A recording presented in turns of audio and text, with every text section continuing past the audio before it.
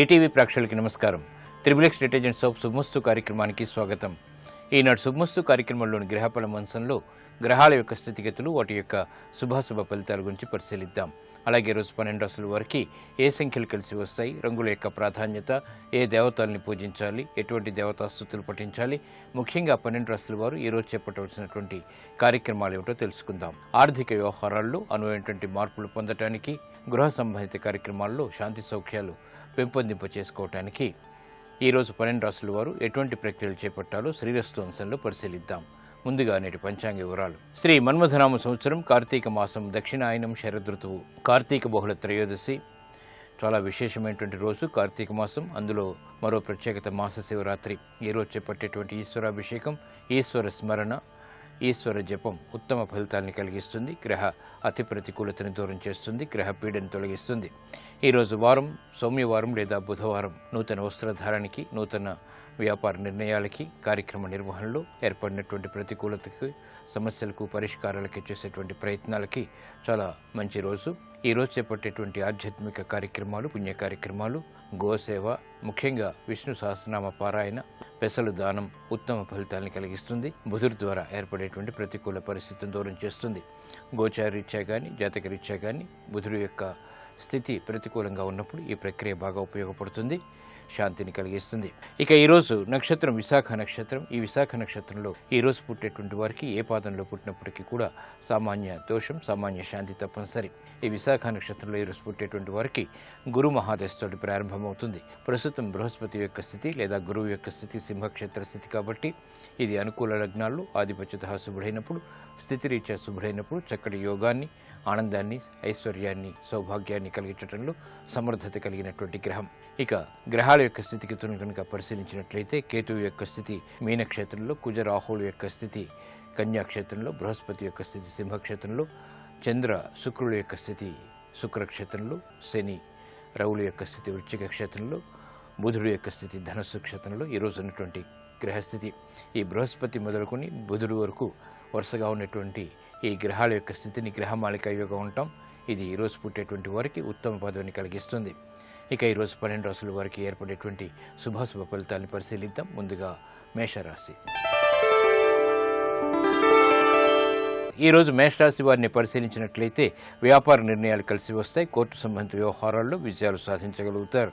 నూతన ప్రక్రియలు వాణిజ్యపరంగా కూడా లాభాలను తెచ్చిపెడతాయి. వృత్తి, వ్యాపార, ఉద్యోగ సంబంధిత కార్యక్రమాల్లో తెలివైనటువంటి నిర్ణయాలు తీసుకోగలుగుతారు. శ్రమ అధికంగా ఉన్నప్పటికీ ఆశించినటువంటి ప్రయోజనాలు దక్కుతాయి. ప్రయాణాల విషయంలో జాగ్రత్తలు వహించాలి. నూతన కార్యక్రమాన్ని గృహరీత్యా చేపట్టగలుగుతారు. సంతోష వార్తలు వింటారు. ఈ రోజు మీ అదృష్ట సంఖ్య 5. ఆకుపచ్చ వర్ణం రక్షణకి దోహదపడుతుంది. ప్రతికూల పరిస్థితుల్ని దూరం చేస్తుంది. అనుకూల దైవం శ్రీ మహావిష్ణువు. ఈ రోజు ఈ రాశి వారు శ్రీ మహావిష్ణువుని దర్శించి భక్తి శ్రద్ధలతో విష్ణు సహస్రనామాన్ని పఠించడం లేదా వినటం ద్వారా ఉత్తమ ప్రయోజనాలు సిద్ధిస్తాయి. గ్రహ ప్రతికూలతని దూరం చేసుకోగలుగుతారు. వ్యాపార నిర్ణయాలు ఈ రోజు మీకు అనుకూలం. ఈ రోజు వృషభ రాశి వారిని పరిశీలించినట్లయితే ఆర్థిక వ్యవహారాల్లో ఆకస్మిక అనుకూల మార్పులు చేకూరుతాయి. ఆర్థిక ప్రయత్నాలు కలిసి వస్తాయి. నూతన కార్యక్రమాలకు శ్రీకారం చుట్టగలుగుతారు. వృత్తి, వ్యాపార, ఉద్యోగ సంబంధిత కార్యక్రమాల్లో సంబంధ బాంధవ్యాల విషయంలో జాగ్రత్తలు వహించాలి. చిరు ఆర్థిక సమస్యలు వచ్చినప్పటికీ నెట్టుకు రాగలుగుతారు. గృహ విషయాల్లో సఖ్యతగా చేపట్టేటువంటి కార్యక్రమాల్లో విఘ్నాలని చవిచూస్తారు. ప్రయాణాల విషయంలో జాగ్రత్తలు పాటించాలి. ఆరోగ్య విషయంలో కూడా. ఈ రోజు మీ అదృష్ట సంఖ్య 2. తెలుపు వర్ణం ప్రశాంతతను పెంచుతుంది. ప్రతికూల పరిస్థితులను దూరం చేస్తుంది. అనుకూల దైవం శ్రీ మహాలక్ష్మి. ఈ రోజు ఈ రాశి వారు శ్రీ మహాలక్ష్మి అమ్మవారిని దర్శించి శ్రీ సూక్త విధానంతో చేపట్టేటువంటి చామంతులతో కూడినటువంటి పూజాది కార్యక్రమాలు ఆర్థిక వ్యవహారాల్లో ఏర్పడేటువంటి ప్రతికూల పరిస్థితులను దూరం చేస్తుంది. ప్రశాంత పరిస్థితుల్ని ఆహ్వానిస్తుంది. ఆర్థిక ప్రయత్నాలు ఈరోజు మీకు ఊరట కలిగిస్తాయి.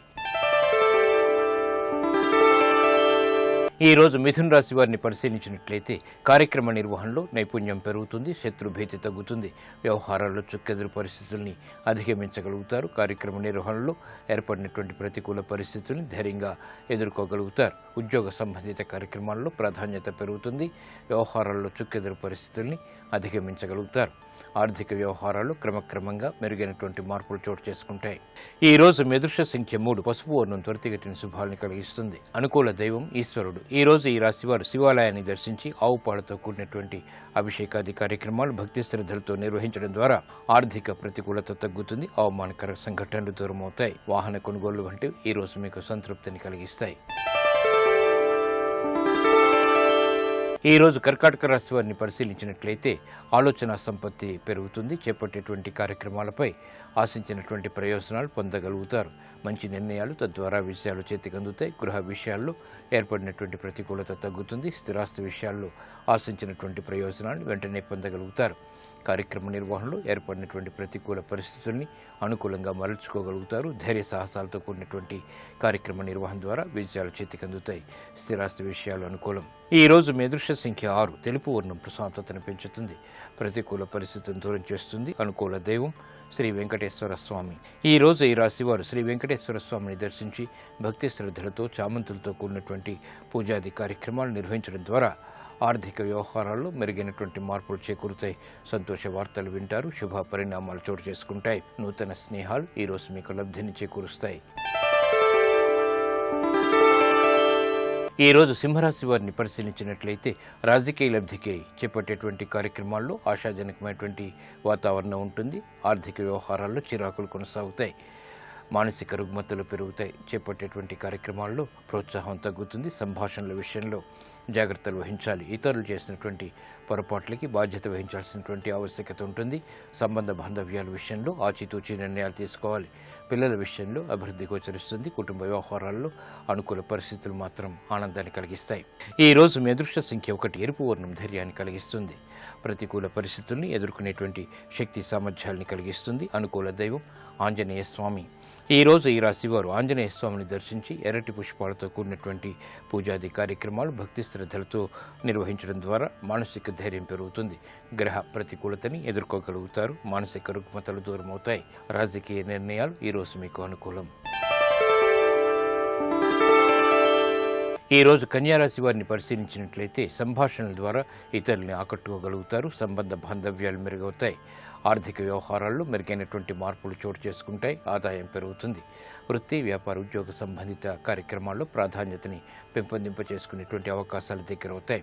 స్థిరాస్తి విషయాల్లో ఏర్పడినటువంటి పేచీలు తగ్గుతాయి. అభివృద్ధికి చేపట్టేటువంటి కార్యక్రమాలు కలిసి వస్తాయి.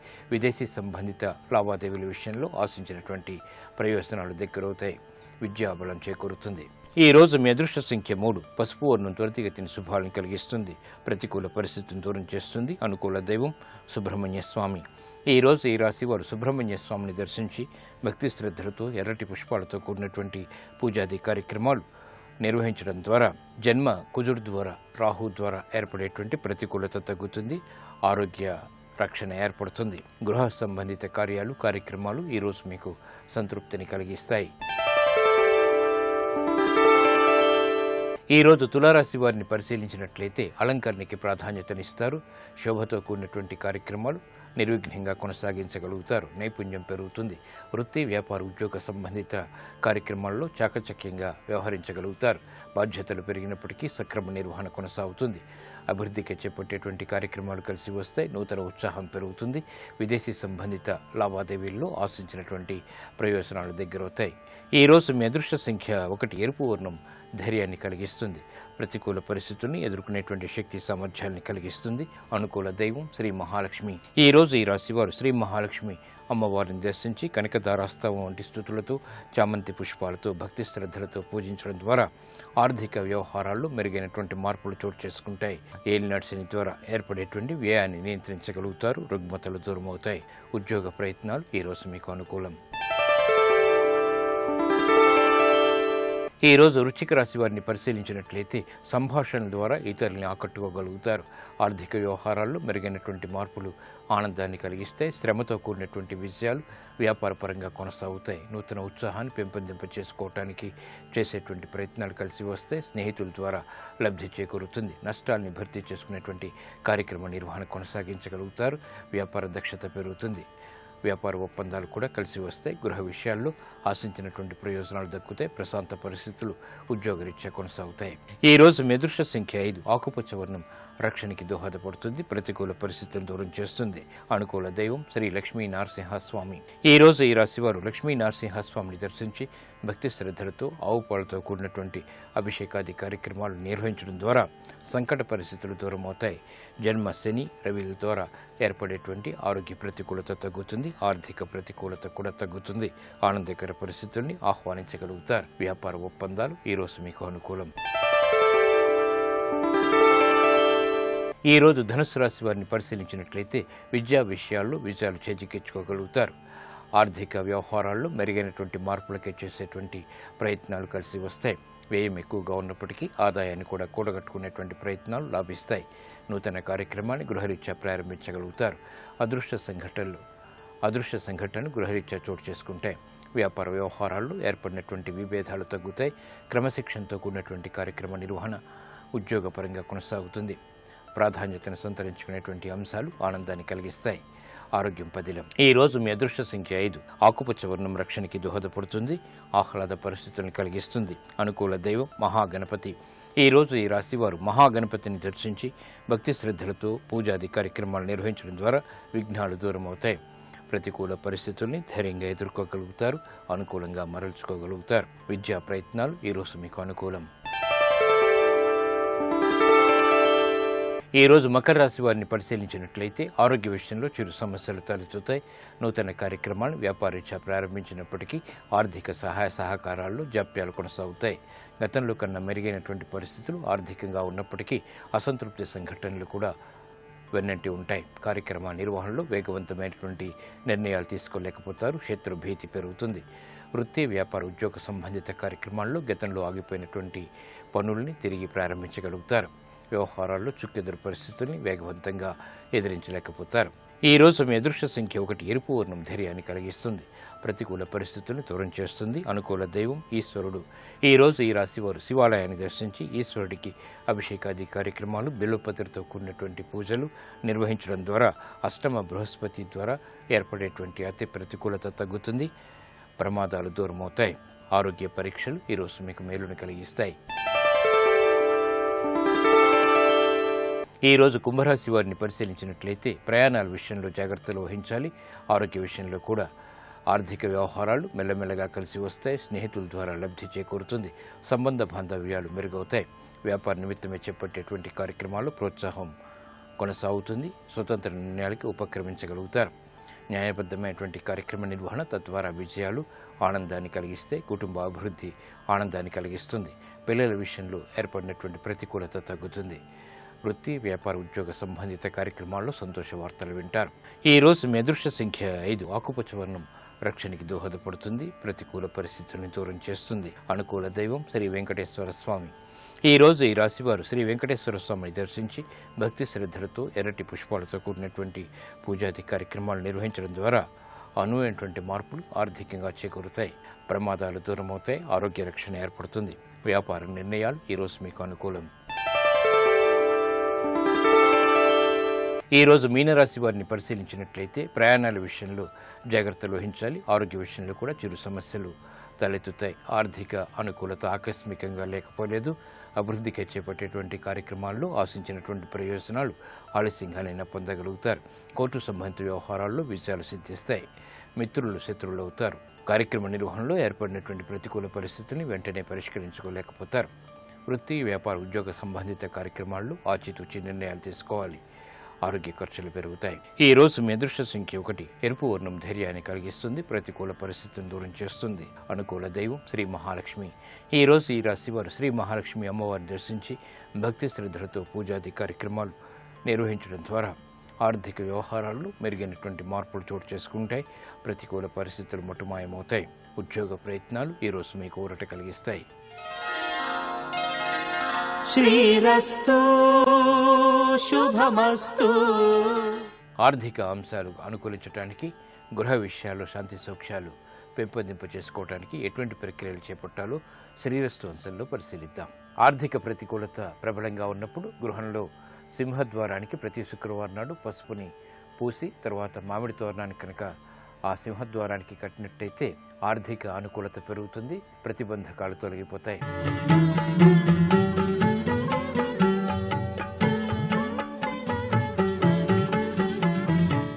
ఈటీవీ ప్రేక్షకుల నమస్కారం. ట్రిపుల్ ఎక్స్ డిటర్జెంట్ సోప్ శుభమస్తు కార్యక్రమంలో శుభ నక్షత్ర వంశానికి స్వాగతం. ప్రధానంగా ఈరోజు మాస శివరాత్రి. మహాశివరాత్రి తర్వాత కార్తీక మాసంలో వచ్చే మాస శివరాత్రి విశేషమైనటువంటి పుణ్యాన్ని ఇస్తుంది. ఇది బుధవారం నాడు రావటం వల్ల విష్ణుప్రియంగా ఉన్నది. విష్ణు వారంలో శివారాధన చేస్తే శివకేశవుల అనుగ్రహం సిద్ధిస్తుంది. అదే క్రమంలో త్రయోదశి బుధవారము, విశాఖ నక్షత్రం, అతిగండ యోగం, వణిజకరణం. ఈశ్వర పరంగా స్వామివారిని సేవించడం ద్వారాగా శివాష్టోత్రం, లింగాష్టకం చదువుకున్న, విశ్వనాథాష్టకం చదువుకున్న మంచి ఫలితాలు వస్తాయి.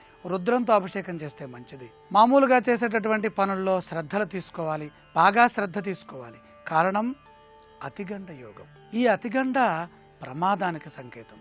ఒక్క అతిగండ ఉంటే చాలు, గండ కంటే కూడా మించిన ప్రభావం కలదు. కాబట్టి జాగ్రత్త తీసుకుంటూ శ్రద్ధాపూర్వకంగా మాట్లాడటం, పనిచేయటం, ప్రయాణం చేయటం, అధికారుల దగ్గర వినయపూర్వకంగా ఉండటం చాలా మంచిది. డబ్బులు ఇవ్వటము తీసుకోవటము రెండూ మంచిది కాదు. ఇచ్చినా ప్రమాదమే, తీసుకున్నా ప్రమాదమే. కాబట్టి ఈ రోజున ఈశ్వర పరంగా ఆరాధన చేసుకుంటూ ముందుకు వెళితే అన్ని ఫలితాలు శుభప్రదంగా ఉంటాయి. రేపటి శుభ నక్షత్రాన్ని పరిశీలన చేసినట్లయితే గురువారము బహుళ చతుర్దశి, అనురాధ నక్షత్రం, సుకర్మయోగం, శకుని కరణం. అనురాధ గురువారం మాత్రమే యోగిస్తోంది. మనకి అమావాస్యకి ముందు 5 తిథులు శుభ కార్యక్రమాలకి వినియోగించకూడదు. కాబట్టి మాసాంతే దినపంచకం, ఈ మాసాంతే దినపంచకం వర్జయేత్. మాసాంతంలో 5 తిథులు పనికిరావు. అందులో చతుర్దశి, అమావాస్యకు దగ్గరగా ఉన్న చతుర్దశి. ఈ చతుర్దశి నాడు రామాయణం కానీ భారత భాగవతాది గ్రంథాలలో ఏ సందర్భాన్నైనా సరే మనం పారాయణం చేస్తే మంచి ఫలితాలు వస్తాయి. దైవ చరిత్రని పారాయణం చేయటం, ఇంకా విశేషించి పెద్దలని గౌరవించడం, కుటుంబంలో ఉన్నటువంటి తల్లిదండ్రులని మనం స్మరించడం, వారిని పూజ చేసుకోవటం చాలా మంచిది. వారి ఆశీర్వచనం తీసుకుంటే కలిసి వస్తుంది. ప్రధానంగా గురువారం కాబట్టి సాయనామాన్ని స్మరిస్తే ఈశ్వర ప్రాప్తి, ఈశ్వరానుగ్రహం సిద్ధిస్తుంది. నిత్య దైనందిన కార్యక్రమాల్లో ఎలాంటి సమస్యలు లేవు, అన్ని విధాలా బాగుంది. అనురాధ నక్షత్రం, సుకర్మ మంచిది. శకుని యోగం కొద్దిగా అశుభాన్నిస్తుంది కాబట్టి దుశ్శకునములకి సంకేతం కనుక గణపతిని ప్రార్థించి ముందుకు వెళితే మంచిది.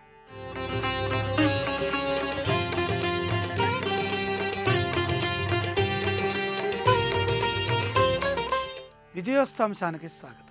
నిత్యము పవిత్రతని ప్రసాదించేటటువంటి తులసి ఆరాధనలో ప్రధానంగా తులసి మొక్కని ఎప్పుడు నాటుకోవాలి, అలాగే తులసి చెట్టు కొని ఏ రోజున తీసుకొచ్చి ఇంట్లో పెట్టుకోవాలి, ఈ విషయాన్ని పరిశీలన చేస్తే శుక్రవారం నాడు లక్ష్మీ స్వరూపంగా భావించి తులసి మొక్కని తెచ్చుకొని ఇంట్లో పెట్టుకుంటే మంచిది. లేదా గురువారం నాడు తులసి వృక్షం అని పేరు, చెట్టు చిన్నదే అయినప్పటికీ కూడా ఆ తులసి మాత పరిపూర్ణమైనటువంటి ఫలితాన్ని ప్రసాదిస్తుంది. కాబట్టి గురువారము, అలాగే శుక్రవారము, ఇంకా విష్ణువారమైనటువంటి బుధవారం కూడా చాలా మంచిది. ఎందుకంటే అది విష్ణు పరంగా తులసి దళాన్ని మనం పరమాత్మకి సమర్పిస్తాం కాబట్టి ఆ రోజున తీసుకోవటం మంచిది. లేదా తిథుల్లో ఏకాదశి, దశమి తిథులు, ఈ 2 తిథులే పరిపూర్ణమైనటువంటి ఫలితాన్ని ఇస్తాయి. విష్ణు తిథి ద్వాదశి కూడా ఉంది. ఈ ద్వాదశి తిథిలో తులసి మొక్కని కొనుక్కొని ఇంటికి తీసుకొచ్చి పెట్టుకున్నా తులసి వ్రతాన్ని చేస్తాం. కాబట్టి ద్వాదశి తిథి ఇందుకు ఉపయోగించడం చాలా మంచిది. అంటే ఆ మొక్కను తెచ్చి ఇంట్లో పెట్టుకోవటం, ఆ మొక్కకి సంబంధించినటువంటి అన్ని పనులు చేయటంలో చరనక్షత్రాలను తీసుకోవటం, మృదు నక్షత్రాలను తీసుకుంటే మంచి ఫలితాలు వస్తాయి. రేపటి విజయోస్తంశంలో ప్రయాణాలు జయప్రదం కావడానికి, శుభప్రదమైనటువంటి కార్యసిద్ధినిచ్చే తిథివార నక్షత్రాల గురించి తెలుసుకుందాం.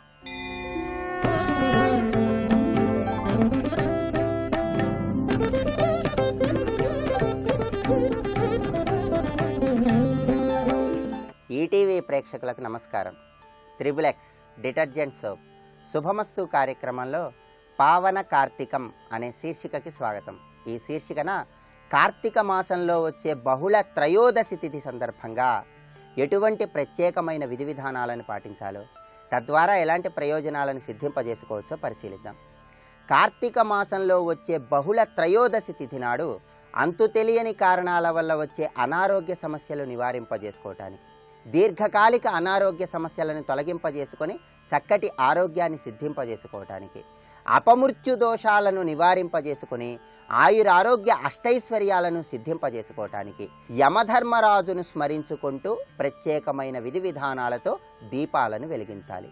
ఈరోజు గృహంలో దక్షిణ దిక్కులో, గృహం ముందు భాగంలో యమధర్మరాజును స్మరించుకుంటూ ఓం యం యమాయ నమః అని జపిస్తూ దీపాలను వెలిగించినట్లయితే చక్కటి శుభ ఫలితాలను పొందవచ్చు. అలాగే ఈరోజు గృహంలో దక్షిణ దిక్కులో నల్ల నువ్వులు నీళ్లలో వేసి తర్పణాలను విడిచిపెట్టడం ద్వారా పితృదేవతల యొక్క అనుగ్రహాన్ని, యమధర్మరాజు యొక్క అనుగ్రహాన్ని పొంది చక్కటి శుభ ఫలితాలను సిద్ధింపజేసుకోవచ్చు. అలాగే ఈరోజు యమదీపాన్ని వెలిగించి ఎవరికైనా ఆ దీపాన్ని దానంగా ఇచ్చినట్లయితే ఆ దీపదానం వల్ల అన్ని రకాలైన అపమృత్యు దోషాలను నివారింపజేసుకొని చక్కటి ఆరోగ్యాన్ని సిద్ధింపజేసుకోవటానికి, ఆయుర్దాయాన్ని పెంపొందింపజేసుకోవటానికి ఆస్కారం ఎంతగానో ఉంది. ఈరోజు ప్రతి ఒక్కరూ కూడా గృహంలో ఒక దీపాన్ని వెలిగించి దక్షిణ దిక్కులో నిలబడి ఒక శ్లోకాన్ని చదివి ఆ దీపాన్ని ఎవరైనా బ్రాహ్మణుడికి దక్షిణ తాంబూలాలతో సహా దానంగా ఇవ్వాలి. ఆ శ్లోకం ఏంటంటే, మృత్యునా పాశదండాభ్యాం కాలేన శ్యామయాసః త్రయోదశ్యాం దీపదానాత్ సూర్యజః ప్రీయతాం మమ. ఈ శ్లోకంలో ఉన్న అర్థాన్ని మనం పరిశీలించినట్లయితే, మృత్యునా పాశదండాభ్యాం కాలేన శ్యామయాసః అంటే పాశాన్ని, దండాన్ని చేతిలో ధరించి మృత్యువు, కాలుడు అనే పేరుతో విరాజిల్లే యమధర్మరాజును శ్యామాదేవితో సహా ప్రార్థిస్తున్నాను. అలా ప్రార్థిస్తూ త్రయోదశ్యాం దీపదానాత్ సూర్యజః ప్రీయతాం మమ అంటే అర్థం ఏంటంటే, ఈ త్రయోదశి తిథి నాడు సూర్య భగవానుడి పుత్రుడైనటువంటి యమధర్మరాజు ప్రీతి కోసం ఈ దీపాన్ని దానం చేస్తున్నాను అని ప్రార్థించటమే ఈ శ్లోకంలో ఉన్న అంతరార్థం. అంటే మృత్యువు, కాలుడు అనే పేర్లతో విరాజిల్లుతూ సూర్య భగవానుడి పుత్రుడిగా ఉన్నటువంటి యమధర్మరాజు శ్యామాదేవితో కలిసి ఉన్నాడు. అలా శ్యామాదేవితో కలిసి ఉండి పాశము, దండము ధరించినటువంటి యమధర్మరాజు ప్రీతి కోసం ఈ దీపాన్ని దానం చేస్తున్నాను అని ప్రార్థించటమే ఈ శ్లోకంలో ఉన్న అంతరార్థం. ఈ శ్లోకం చదవలేని వాళ్ళు ఎవరైనా సరే దక్షిణ దిక్కు వైపు తిరిగి యమధర్మరాజుకు సంబంధించిన ఓం యం యమాయ నమః అనే మంత్రాన్ని చదువుకుంటూ దీపాన్ని దానం చేసినా కూడా విశేషమైన శుభ ఫలితాలను పొంది అపమృత్యు దోషాలను నివారింపజేసుకొని చక్కటి శుభ ఫలితాలను సిద్ధింపజేసుకోవచ్చు. అలాగే ఈరోజు కార్తీక బహుళ త్రయోదశి తిథి సందర్భంగా నవగ్రహాలను దర్శించటం ద్వారా, నవగ్రహాల చుట్టూ ప్రదక్షిణలు చేయటం ద్వారా విశేషమైన శుభ ఫలితాలను పొంది నవగ్రహ దోషాలను నివారింపజేసుకోవచ్చు.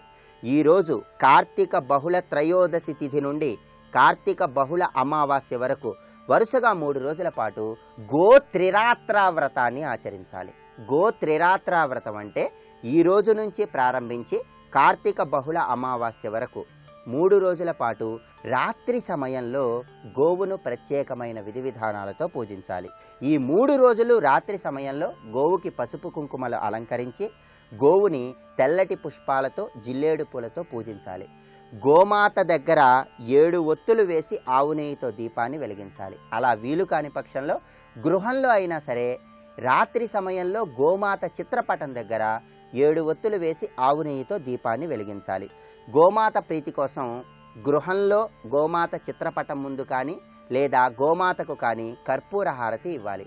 వీలైతే ఈ 3 రోజుల పాటు గోత్రిరాత్రా వ్రతం సందర్భంగా గోవుకి ఆకుకూరలను, కూరగాయలను లేదా ఏదైనా గ్రాసాన్ని తినిపించాలి. ఇలా చేస్తే గోమాత యొక్క అనుగ్రహాన్ని చాలా సులభంగా పొందవచ్చు. ఈరోజు రుక్మిణి సత్యభామ సమేత శ్రీకృష్ణ పరమాత్మ ఆలయంలో దీపాన్ని వెలిగించటం ద్వారా కృష్ణ పరమాత్మ యొక్క అనుగ్రహాన్ని పొంది దాంపత్య జీవితంలో విభేదాభిప్రాయాలను తొలగింపజేసుకోవటానికి, వివాహం కాని వాళ్ళు వివాహ ప్రాప్తిని పొందటానికి ఆస్కారం ఎంతగానో ఉంది. అలాగే కార్తీక బహుళ త్రయోదశి తిథి సందర్భంగా ఈరోజు నువ్వులు, ఉసిరికాయ ఈ రెండింటినీ కలిపి ఎవరికైనా దానంగా ఇచ్చినా కూడా గ్రహదోషాలను నివారింపజేసుకొని చక్కటి శుభ ఫలితాలను పొందవచ్చు. అలాగే ఈరోజు మాస శివరాత్రి సందర్భంగా శివాభిషేకం చేయటం ద్వారా, శివుడిని తుమ్మి పూలతో, మారేడు దళాలతో పూజించడం ద్వారా, సంధ్యా సమయంలో శివాలయ ప్రాంగణంలో దీపాన్ని వెలిగించడం ద్వారా శివానుగ్రహాన్ని పొంది సకల సంపదలను సిద్ధింపజేసుకోవచ్చు.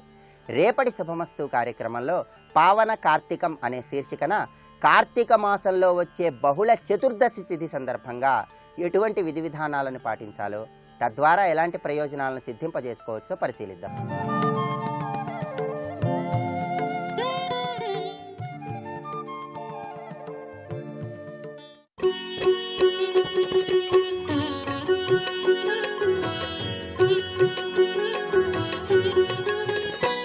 అప్పయ్య దీక్షితర్ వారిని శైవ సంప్రదాయంలో ప్రసిద్ధ పండితులు. వారు చాలా గొప్ప వాంగ్మయం రచన చేశారు. ఉన్మత్త శతకము అని ఆయన చేసినటువంటి స్తోత్రం అత్యద్భుతం. అంటే మనసు పిచ్చెక్కిన స్థితిలో కూడా ఆయన భగవంతుడే స్తోత్రం చేశారు. అలా మనసు భగవంతుని యొక్క స్మరణలయందు మమేకమైనటువంటి స్థితిని పొందితే అది మేధాశక్తిగా ప్రజ్ఞగా నిలబడుతుంది. అందుకే పూర్ణాహుతి చేస్తే మనకి ఇప్పటికీ ఆ అగ్నిహోత్రుని యొక్క అనుగ్రహం చేత ఈ మేధాశక్తి కలగాలి అని తీసుకొచ్చి విభూతి ధారణ చేయిస్తారు. అంత గొప్ప శక్తి కేవలము స్నానము వలన కలుగుతుంది. ఈ 10 లక్షణములు కలగడానికి కారణము స్నానమే. సాధారణమైనటువంటి స్నానమే అంత శక్తినిస్తే ఒక సంవత్సరాన్ని ప్రమాణంగా తీసుకున్నప్పుడు బ్రహ్మముహూర్తం దాటిన పరమపావనమైనటువంటి సమయం కార్తీక మాసం. అటువంటి కార్తీక మాసంలో మనం స్నానం చేసి సంకల్పంతో ఆ భగవంతుణ్ణి ఆరాధన చెయ్యడం కోసమని చెప్పి స్నానాన్ని అంగంగా పుచ్చుకోగలిగినప్పుడు అది ఎంత శక్తివంతమై మన యందు భగవంతుని ఆరాధించగలిగినటువంటి శక్తిని నిక్షేపిస్తుందో, అందుకని కార్తీక మాసంలో చేసేటటువంటి స్నానానికి అంత ప్రత్యేకతని ఇచ్చారు. ఇచ్చి ప్రాతకాల స్నానం, కార్తీక స్నానం చేయండి అనడానికి కారణం అది. 2, మీకు నేను మనవి చేశాను, దక్షిణాయనం ఎంత పవిత్రమైన కాలమో దక్షిణాయనము రాక్షసులకంత ప్రీతిపాత్రమైన కాలం. తెల్లవారుజామున స్నానం చెయ్యండి అంటే వేసవి కాలంలో అయితే తేలిక. ఈ ఋతువులో తెల్లవారుజామున పడుకోవడమే చాలా ప్రీతి. ఏమీ అక్కర్లేదు, దుప్పటి ఒక్కటి ఉంటే చాలు. అటువంటి సమయంలో వెళ్ళి నదిలో స్నానం చెయ్యరా అన్నారనుకోండి, బయట చల్లగా ఉందండి, నాకు పడిశం పట్టేస్తుందండి, ఇబ్బంది రాదు కదా, నాకు అంటం పోదు కదా, ఎన్ని ఆలోచనలు చేస్తాడో. కానీ నేను మీకు ఒకటి నిజం చెప్తున్నాను, నదిని నమ్ముకున్న వాణ్ణి నది దేవతా స్వరూపమై కడుపులో పెట్టుకుంటుంది, అంత కాపాడుతుంది. నది యందు ఆ తేజస్సు ఉంటుంది. అందుకే ఇది స్పందనశీలాహ అన్నారు ఋషి.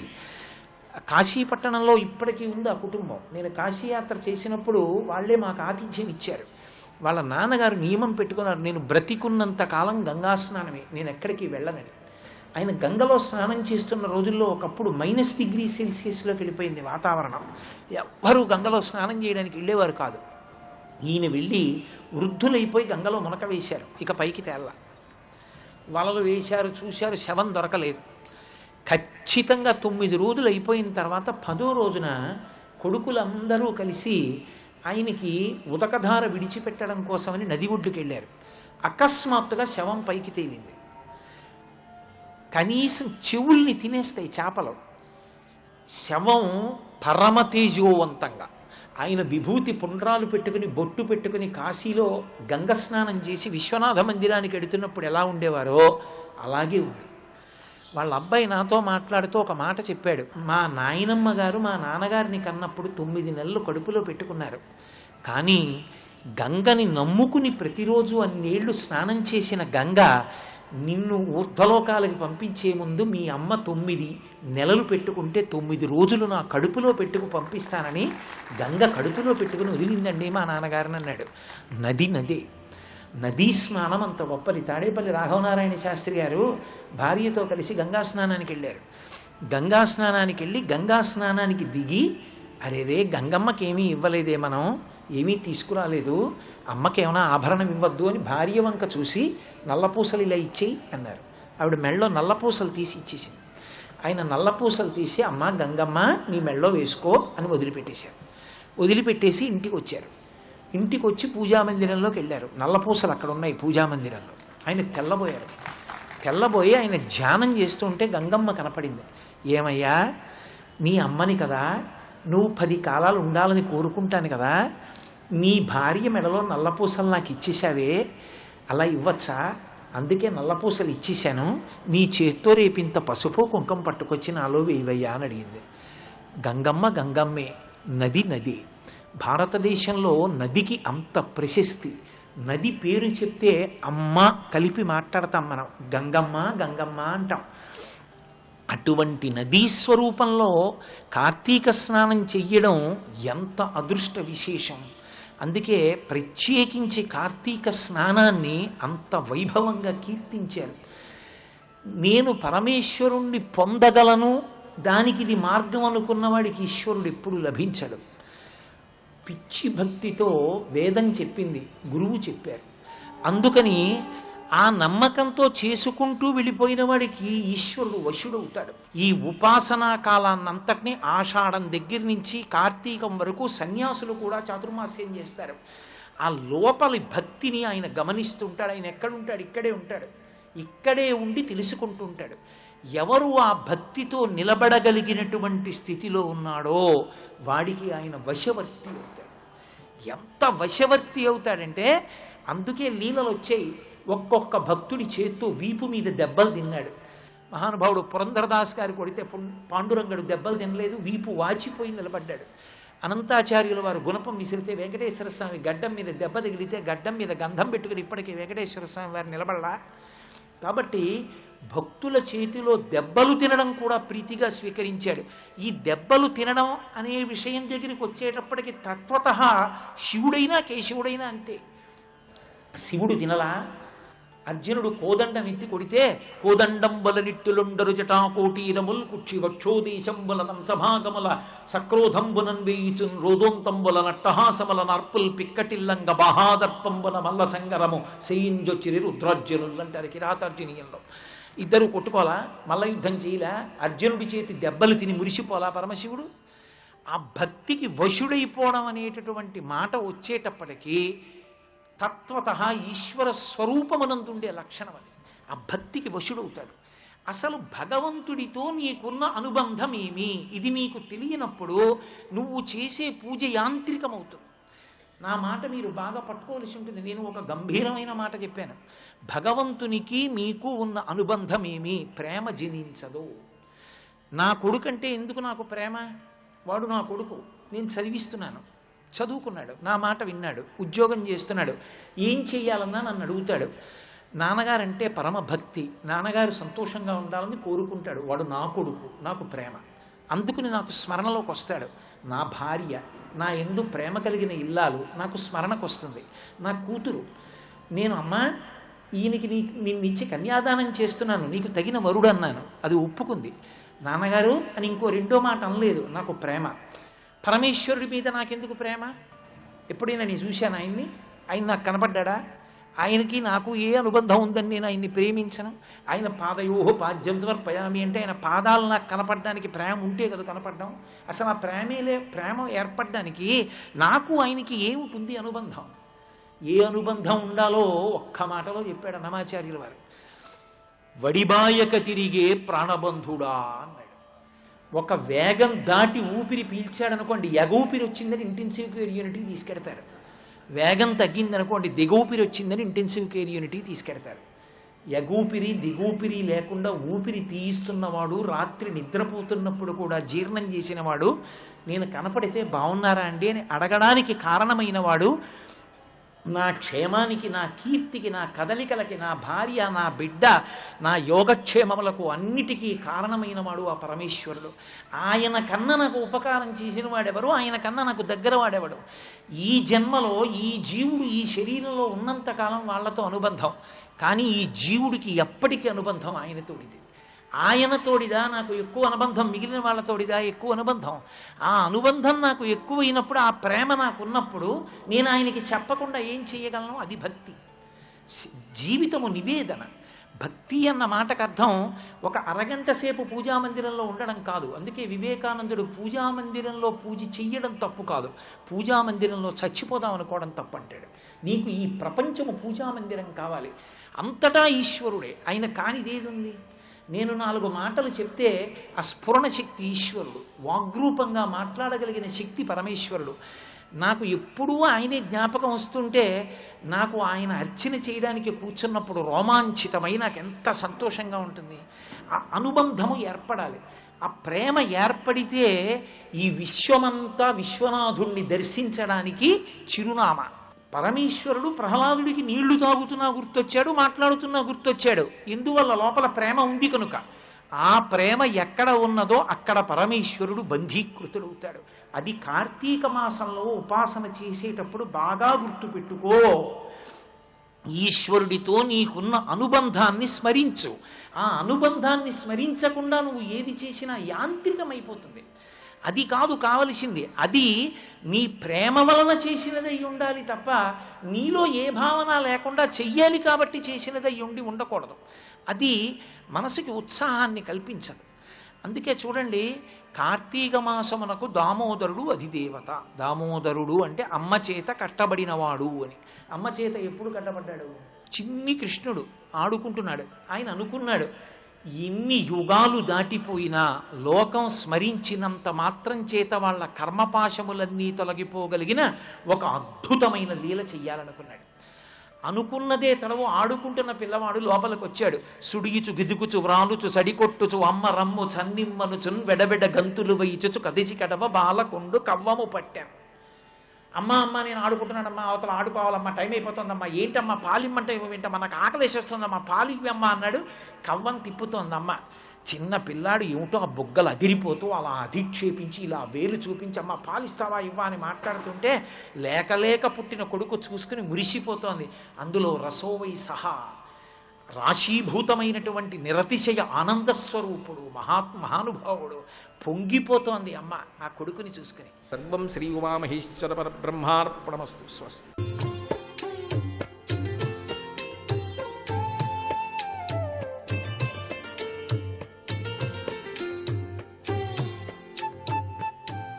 XXX డిటర్జెంట్ సోప్ శుభమస్తు కార్యక్రమంలో గృహబలం అంశానికి స్వాగతం. వాస్తుపరమైనటువంటి లోపాలు ఉన్నప్పుడు వాటిని ఏ రీతిలో సవరించుకున్నట్లయితే ఆ దోషాలన్నీ పటాపంచలైపోయి జీవితం సాఫీగా సాగించడానికి ఆస్కారం ఉంటుంది. ఆ లోపాలు ఏమిటి, వాటిని ఏ విధంగా సవరించుకోవాలి అనేటువంటి అంశం గురించి మనం చెప్పుకుంటున్నాం.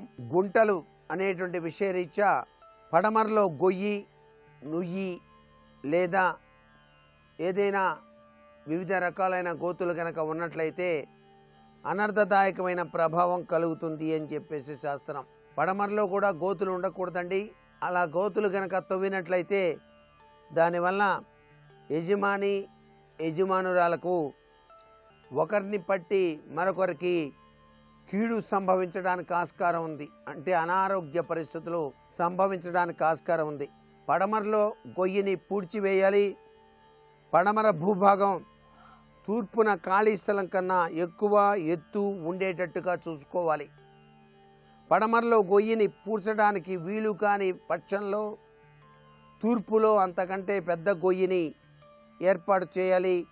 పరిస్థితి కొంత మెరుగవుతుంది అనేటువంటి విషయాన్ని కూడా ఇక్కడ గమనించాల్సి ఉంటుంది. వాయవ్యంలో ఉందనుకోండి, నుయ్యి కానీ గొయ్యి కానీ ఉన్నాయి. దానివల్ల ఏం జరుగుతుంది అంటే మనిషి యొక్క మనసు మీద, ఆస్తులు వ్యాపారాల మీద, ఆధ్యాత్మిక భావన మీద ఇది పనిచేస్తుంది. వాయవ్యంలో గొయ్యి ఈ విషయాల్లో ఇబ్బందులు ఉంటాయి. అంటే మానసికమైన అశాంతి, అలాగే ఆస్తులు వ్యాపారాలలో నష్టాలు వాటిల్లటం లాంటి సంఘటనలు ఏర్పడతాయి. వాయువ్యంలో పూర్తిగా గొయ్యి ఉండకూడదు, నుయ్యి ఉండకూడదు. దీర్ఘవ్యాధి ఇలాంటి లక్షణాలకి నాంది పలుకుతుంది. బద్ధకం, ఉన్మాదం కూడా వస్తాయి. అందుకని వాయువ్యంలో గొయ్యిని లేదా నుయ్యిని పూడ్చివేయాలి.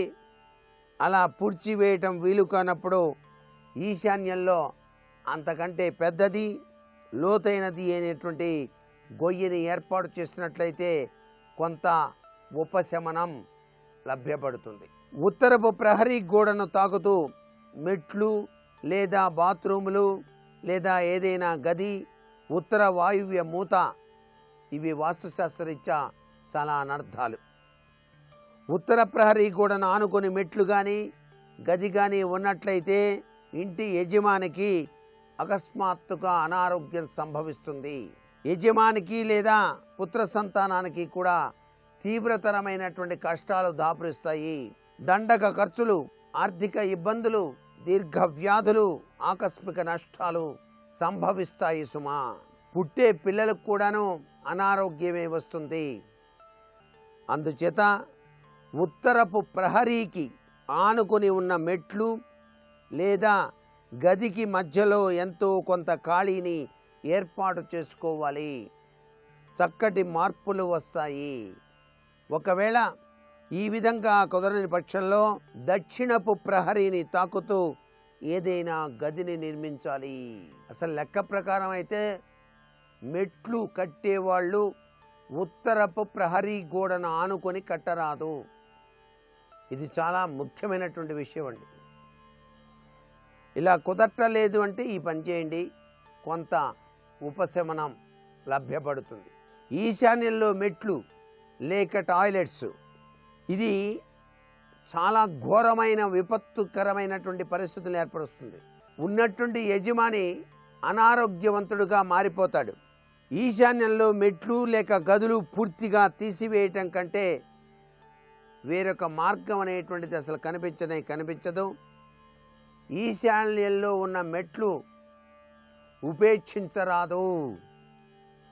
ఆలస్యమైన కొద్దీ కూడా దుష్ఫలితాలు, తీవ్రమైనటువంటి ఇబ్బందులు ఏర్పడతాయి సుమా. ఇంటికి ఈశాన్యంలో వరండా కూడా అంతే. సర్వసాధారణంగా ఈశాన్యంలో కానీ ఉత్తరంలో కానీ లేదా తూర్పులో కానీ వరండాలు ఉండటం మంచిదని చాలామంది నమ్ముతారు. కానీ ఈ నమ్మకం శాస్త్ర విరుద్ధం. ఈశాన్యంలో వరండా అత్యంత ప్రమాదకారితత్వాన్ని ఇస్తుంది. ఈశాన్యంలో వరండా, ఉత్తరంలో లేదా తూర్పులో వరండా మన ప్రాచీన మహర్షులు నిషేధించారు. అనుభవం కూడా అదే నిర్ధారిస్తుంది. వరండా పడమరలో కానీ దక్షిణంలో కానీ లేదా వ్యతిరేక దిశలో కానీ మాత్రమే మంచిది. ఈశాన్యంలో వరండాల వల్ల తెలియకుండా అనారోగ్యాలు, యాక్సిడెంట్లు సంభవించడానికి ఆస్కారం ఉంది. ఈశాన్యంలో ఉన్న వరండాను గదిగా మార్చుకోండి. గదిని గ్రిల్తో ఏర్పాటు చేసుకున్నా పర్వాలేదు. పూర్తిగా గది ఏర్పాటు చేయలేనప్పుడు కనీసం పిట్టగోడనైనా నిర్మించాలి. ప్రమాదం అనేటువంటిది తొలగిపోతుంది సుమా. వాస్తు శాస్త్రంలో సంభవించేటువంటి దోషభూయిష్టాల్ని గుర్తెరిగి వాటిని గనక సవరించుకున్నట్లయితే మీ జీవితం సుసంపన్నమై విరాజిల్లుతుంది సుమా అనేటువంటి విషయాన్ని కూడా గుర్తుపెట్టుకోవాలి. అలాగే తూర్పులో కంటే పడమరలో ఖాళీ స్థలం ఎక్కువ ఉంది, లేదా ఉత్తరంలో కంటే దక్షిణంలో ఎక్కువ ఖాళీ స్థలం ఉంది. ఇది కూడా వాస్తుశాస్త్రరీత్యా చాలా అనర్థం. విపత్కరమైనటువంటి పరిస్థితులు వస్తాయి. యజమానికి యజమానురాలకి కూడాను ప్రమాదాలు సంభవించడానికి ఆస్కారాలు అత్యధికంగా ఉన్నాయి. కాబట్టి ఇలా ఉండకుండా చూసుకోవాలి. మరి ఇలా ఉందండి, ఏం చేయాలి అంటే పడమరలో ఎంతైతే ఖాళీ స్థలం ఉందో ఆ స్థలంలో రేకుల షెడ్డు దించండి. దక్షిణం కనుక ఖాళీ స్థలం ఉన్నట్లయితే ఎత్తుగా మట్టి పోసి అక్కడ వీలైతే కొబ్బరి చెట్లు నాటండి, లేదా శుభ్రంగా ఒక రేకుల షెడ్డు వేయండి. ఈ యొక్క కట్టిన నిర్మాణానికి తగలకుండా కొద్దిగా ఖాళీ ఉంచి నిర్మాణం చెయ్యండి. అప్పుడు ఈ యొక్క దోషం నుంచి బయలుపడ్డవారు అవుతారు సుమా. మరికొన్ని ముఖ్య విషయాలు రేపటి శుభమస్తు కార్యక్రమంలో తెలుసుకుందామా? మరి సర్వే జనా సుఖినో భవంతు.